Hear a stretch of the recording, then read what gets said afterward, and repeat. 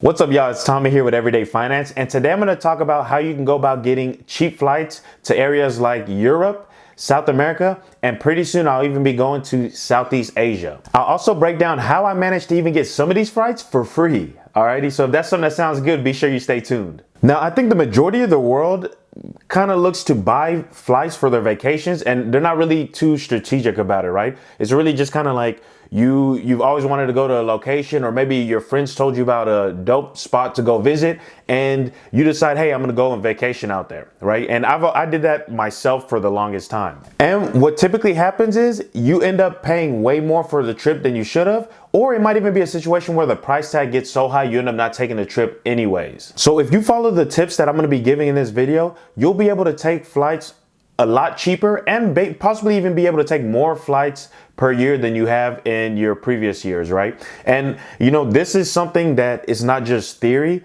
right? This is what I've been doing. Just this year, I've already gotten the chance to go to Colombia. I had a chance to go to Mexico, and I'll throw up some videos here so you can see me actually traveling to these different locations and just kind of me doing a little shooting on the side while I'm in these areas. But I do a different type of traveling, right? Typically what I'm doing is when I go out, I work from my laptop, so I'm able to travel, and I'll typically stay in a location for long term, typically like a month to even up to 2 months, right? And so I've gotten to go to Mexico, I went to Colombia, and I'm planning a trip that's actually going to be in Europe, more than likely Spain, right? And I'll stay there for a month and just travel to different cities around, more than likely either southern Spain or the Barcelona area, so more kind of the north on the coast.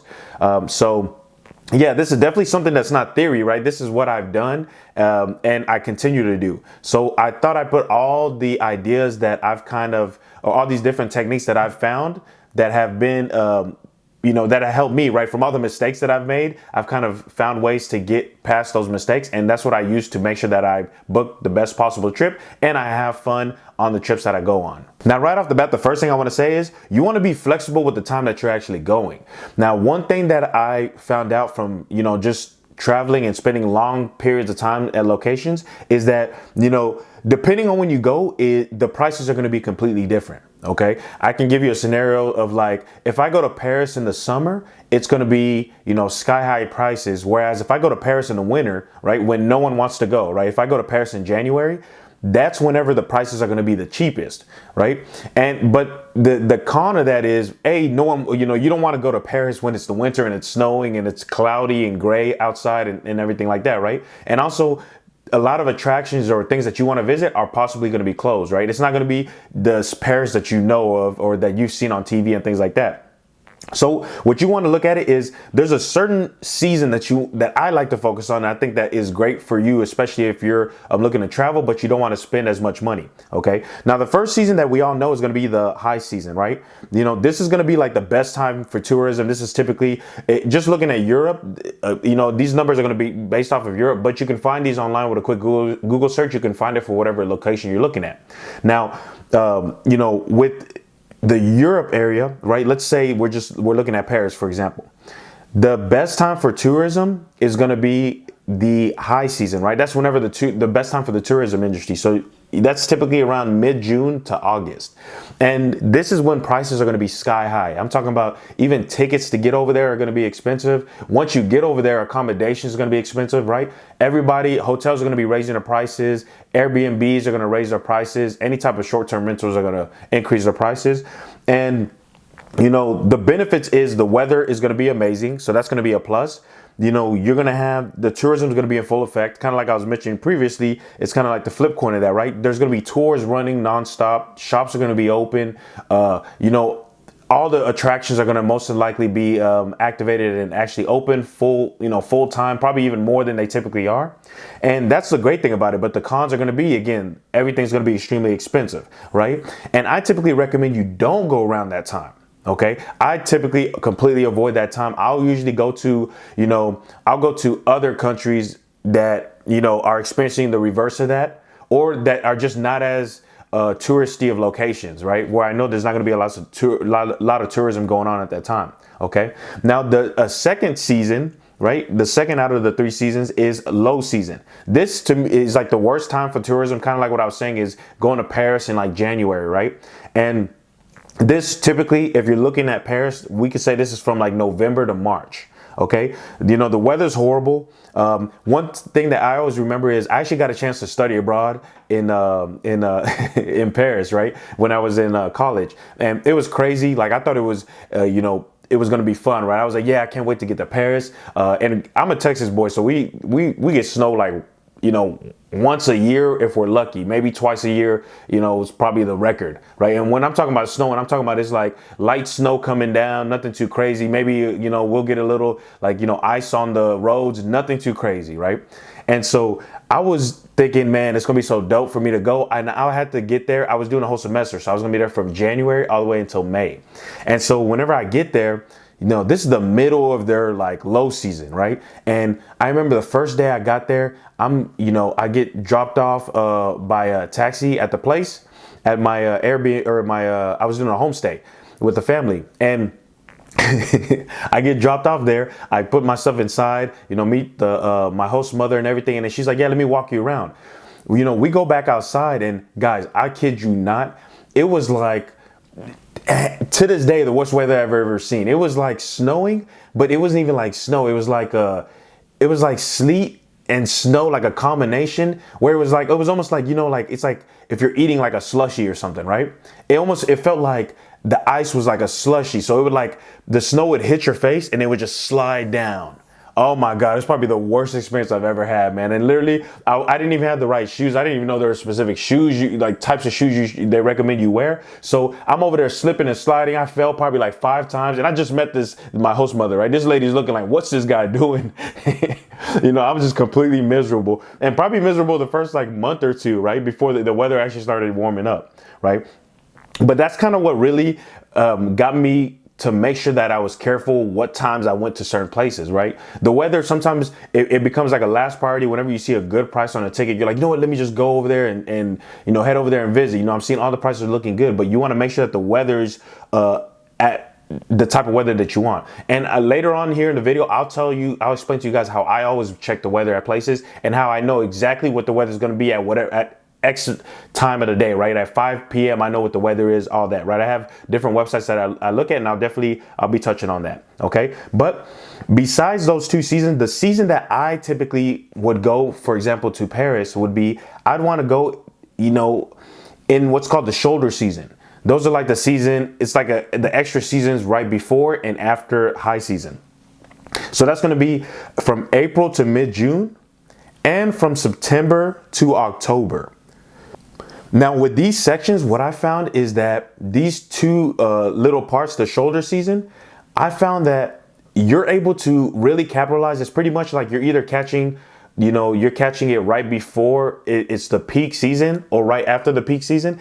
And at both those times, the prices are lower, right? Because, you know, for accommodations, for example, like I typically use Airbnb. Airbnb hosts know that a lot of people aren't there yet, right? They're going to be coming soon. So they're not increasing the prices yet. They're trying to keep it low so they can still make money.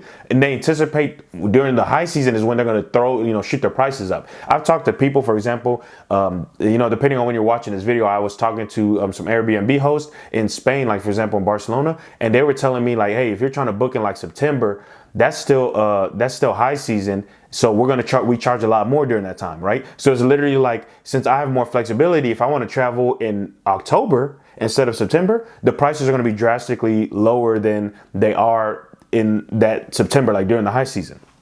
Okay. So that's kind of different things that you want to look at. You know, and again, I just gave you what the 3 seasons are. It's going to change depending on where part of the world you're going to, right? For example, Spain, they still consider September high season, right? Or at least Barcelona, they still consider September high season because the weather's still great. People can still travel there and visit, right? But it just really depends on where you're going. You can easily Google this stuff and find that information to see whenever areas are most expensive, okay? Now, how do I go about seeing what, like actually knowing about the weather? I use an app called, or a website called WeatherSpark. Okay. Now, WeatherSpark is really dope because it gives you all the data that you need for any specific city, right? So when I'm thinking about traveling to a city, I'll go on this app or this website and kind of see what kind of weather they typically have. And the great thing is they show you weather for the entire year, right? And they show you month by month. So it's a breakdown month by month of how the weather's going to be. And then they also show you a breakdown of how it is by time of day. Right? So I can see like, oh, in October, it's always going to be hot in this specific city from 1 p.m. all the way up until 4 p.m. or 5 p.m. It's always going to be 100 degrees. Right? And then that helps me decide whether I want to go to a certain city or not. And on top of that, another reason why I learned, because I was kind of slacking on it and I wasn't really doing it. When I went to Mexico, I went to a city where it was just as hot as Texas, but a lot of places, a lot of Airbnbs there didn't have AC. Right. And that's when it got me thinking, I was like, I need to be more careful when I'm looking at these things, because I might end up booking a place and I might go to a city where it's 100 degrees every single day over there. And the population there, right, the locals are used to not needing AC. They just use fans and things like that. And for me, that's going to be a no-go, right? I need to have the AC. That's what we're accustomed to, especially in the States. And so I typically will reach out to an Airbnb host if I'm using Airbnb. If you're using a hotel, then, they typically have that covered, but you might want to double check as well. But I'll reach out to them and kind of tell them, hey, do you have this? Do you have AC? Do you have Wi-Fi? So on and so forth, right? So WeatherSpark is a great app for you to take care of that. And I'll link to all these down in the description as well, so you'll be able to check it out. Okay. Now, again, the general idea behind accommodations, again, I'm doing something a little different.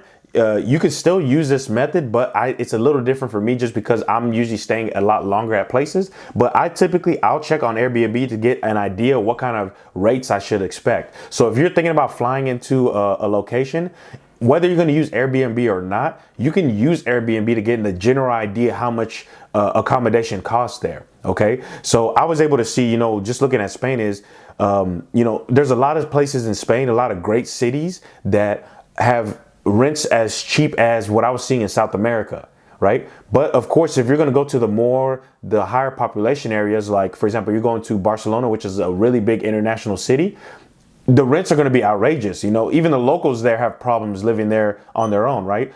Typically, the locals are, they're rooming with their friends and stuff, especially if you're a young adult type of thing. Right. And so that's what I typically recommend, is go look on Airbnb, get an idea. And I use Airbnb because I prefer more of like a home feel since I'm there for a longer term. But yeah, you can do that. And on Airbnb, what I also like to do is I'll go look at cities nearby the area that I'm flying into, right? Because it might be a situation where maybe I want to visit different cities and go that route. Another benefit too from Airbnb is if you're staying there, if you are doing something more long-term like I am, I get discounts from places. I've seen places give me steep discounts when I tell them I'm booking either like a week, but even more so if I say I'm booking it for the whole month.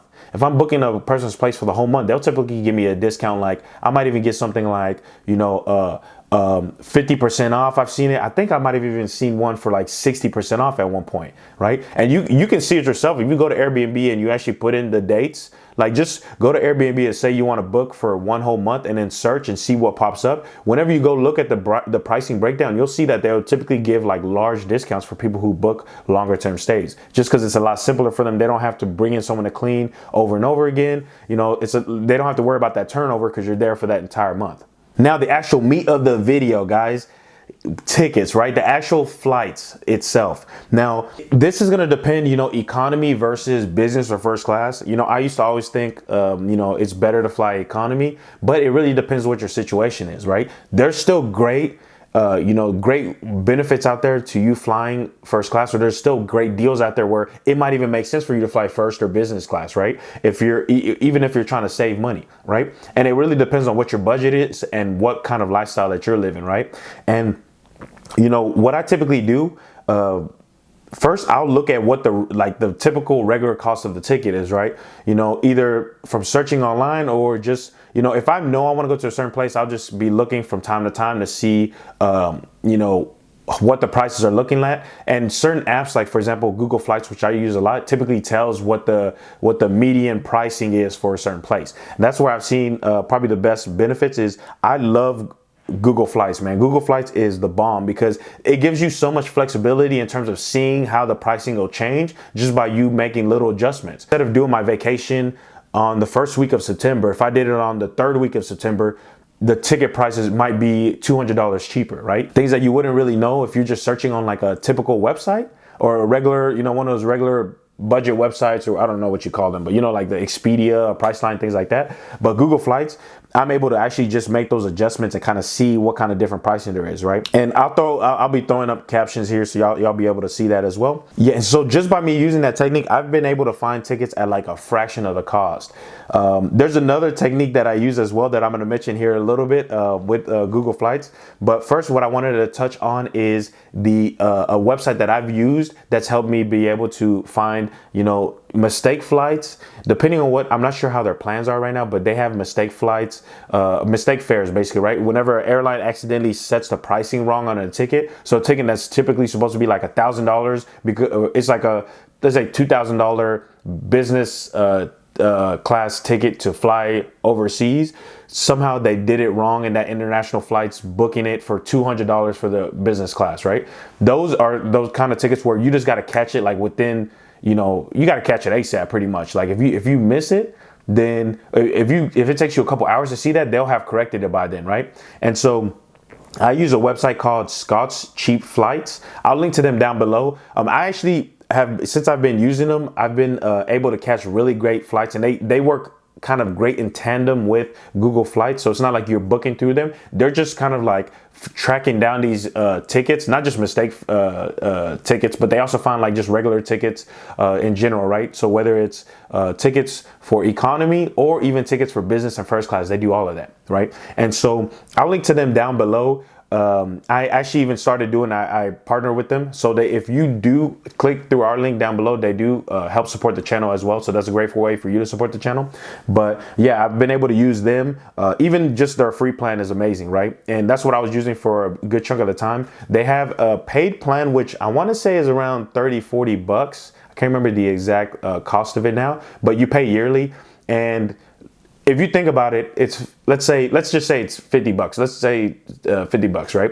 If you pay the 50 bucks, if you find a ticket where they're able to find you a ticket where you save $200, you still gained 150, right? You still have 150 gain from that ticket. That's the way I like to look at it. So as long as I can at least find one ticket every year, it makes it worth it for the $50. Now they do have a new plan that they recently started where I think it's like a couple hundred, maybe 200 or 300. That's for more if you're looking for like business class and first class.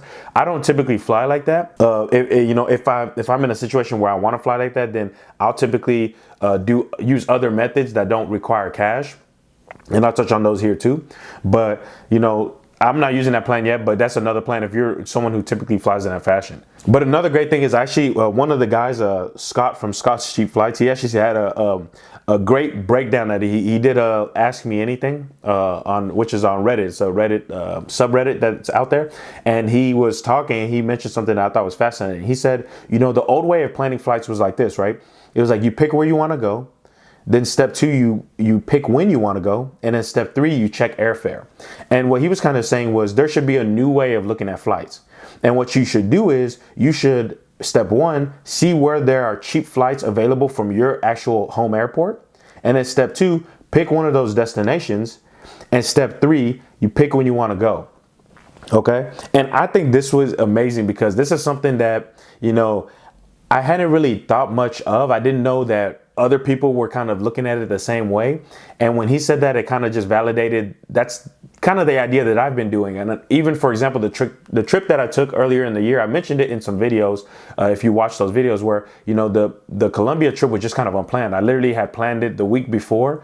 I was like, let me fly out somewhere. My birthday was coming up. I was just like, let me just go out and catch a flight. And I actually used Google Flights, and Google Flights has a feature where what you can do is, instead of you picking an actual location, like let's say you pick a certain city, what you can do is you can pick like a state or even a country. And what happens is Google Flights will show you how much tickets are in whatever region that you picked. But then what I typically do is I'll just pick a random country and then I'll zoom out and I'll say like the from airport will be like my local airport. And then what I'll do is I'll just say like from airport, I'll put in my front airport, and then 2, I'll pick like for example, Spain or Colombia.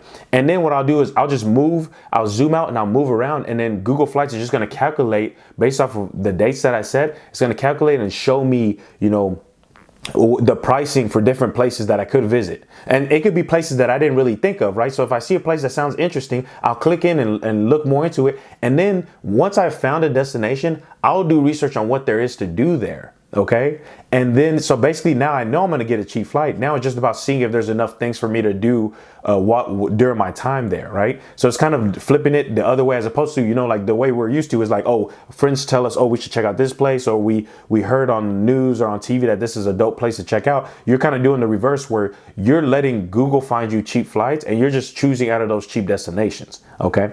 So that's been amazing for me. And kind of going back to what I was mentioning earlier, when it comes to the business flying, one thing that I do is more reward points. Okay. I've shot other videos on rewards points. I'll link to them down below. But the general idea is, you know, I run all my expenses through credit cards, and I've been able to amass points. And what I do is I use those points to be able to get free flights. Like I'm pretty much using those points to fly to Europe pretty soon.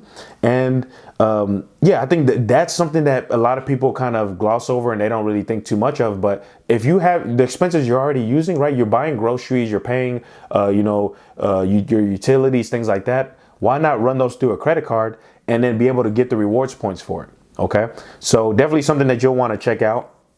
And I typically only use my points for flights. I can't use them from hotels because I'm not going to pay to stay. I would literally run out of points. I would not have enough points to stay at a hotel for a month, right? So I'll typically just use Airbnb, and that'll usually be my biggest expense, right? I typically, just to kind of give you guys an idea, I typically try to spend around $1,000 for Airbnb for a month, which is reasonable in terms of the rent that I'd be paying in America, right? Some places way more expensive. Some places it might be a little less than that, but for a decent place in America, you're going to pay that much. So that's kind of how I look at it. Is instead I'm just pretty much paying rent as I'm traveling, type of thing, right? And I'm able to stay there for long periods of time at a dope new location. And now when it comes to credit card points, I'll give you a little bit about it. I recommend you check out the other videos that I shot on it, but there's some credit card points that give you more flexibility than others, right? There's, for example, some of them will be able to transfer to airline partners. I do most of my stuff through Chase, Ultimate Rewards. I'm looking at eventually getting into Amex because they do the same thing. But Amex has the membership rewards points, and there's others, of course, right? But yeah, again, be sure to check out my other videos where I go way more in depth on that. And I think really that's the gist of it. Is you want to look at it from that landscape. I hope that kind of gave you guys more of an idea how, my thought process is and how I'm able to get flights for really cheap. Like I'm flying to other countries, literally going to like the other side of the world, and I could end up spending a couple $200, $300 to go to, a whole nother continent, right? And so that's kind of how I think that you should look at it. Is look where the cheaper flights are, and then use that to be able to plan behind that, right? And from there, you're going to be able to take way more trips. If instead of you paying $1,000 for a trip, you're paying $200, right? Now, how many more trips can you take during the month, right? And obviously it depends on what kind of work you got, but in that situation, if I had a job, I might even split my time and try to take 2 vacations instead of just taking 1, right? And things like that is kind of how I typically like to look at it. Alrighty, so that's gonna be the gist for this video, guys. I appreciate y'all taking the time to watch. Be sure you throw a like on this video if you find this information valuable, and make sure you hit the subscribe button down below so you don't miss any of my future videos. Alrighty, so that's gonna be it. I will see you at the next one. Peace.